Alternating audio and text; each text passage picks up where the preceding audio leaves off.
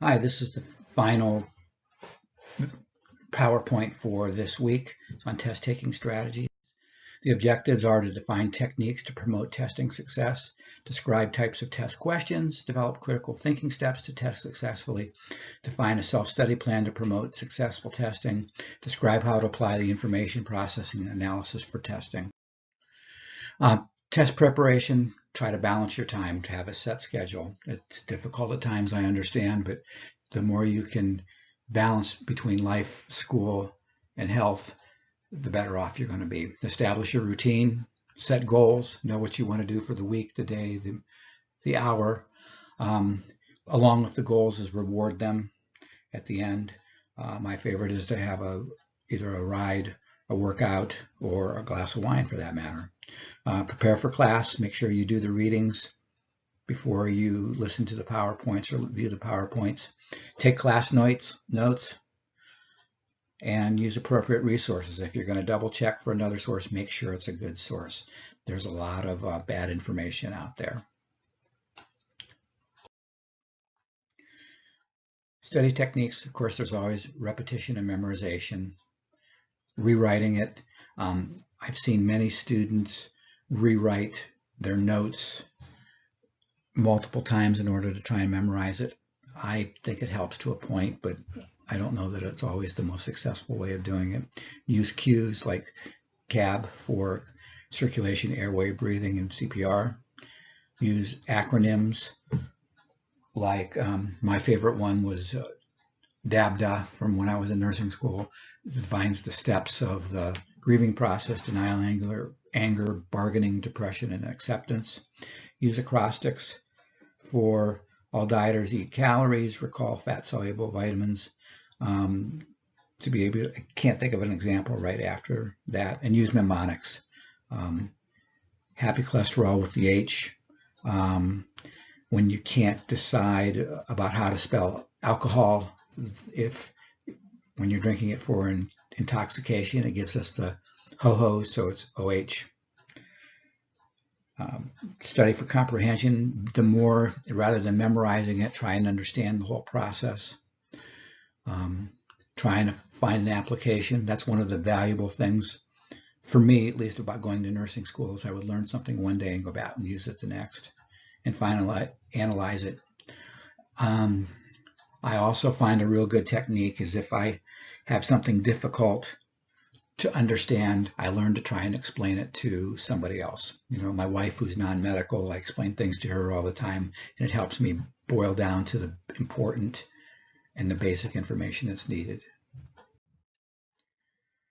So prepare yourself to study, try to have a positive mental attitude.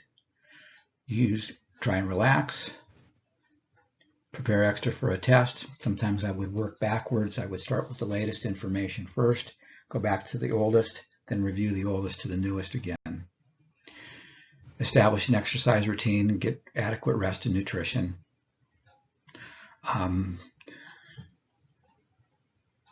In college, I've learned that staying up all night studying didn't accomplish anything. I actually probably did worse than if I hadn't studied at all. Manage your daily routine prior to a test. Do not cram. Like I said, don't stay up all night. Manage your travel and supplies prior to the test. Have backups. If you need to have a computer, make sure you have 2 ways that you'll be able to take that test. And make sure you're in a comfortable, relaxed spot to be able to do it. Try and limit your distractions. Not always easier said than done sometimes with a family. During a test, try to utilize your thinking skills. And along with that, when you're preparing for a test and you're studying, try and recognize what things they might test on, what things have they emphasized, what things would be important, what things could you imagine being on the boards that you would take in the future. Make sure you understand the directions. I'm glad we had the practice with using the Respondus browser this week. It was instructional for both me and for you. Try not to read into questions or formulating assumptions. Make sure you read it all the way through. Try to read every word. Look for that key word like except, most important, including, and try and pick out what it's actually asking for. You may not always be able to take your prior learning like from a clinical experience or from what you saw with your children. They are unique experiences. Know what the key concept is. So the key concept today would be test taking. So later on, when you're in critical care, a key concept that you're learning is perfusion. Understand the stem of the question. What is the question asking you? Think safety, think airway, think bleeding. All those things seem to be the most important. A history of disease does not necessarily make it a priority when you're in an emergent situation. If you have a person that's bleeding and they have a history of asthma, the bleeding is the most important thing at the time. Try and fit your actions into the nursing process and manage your time.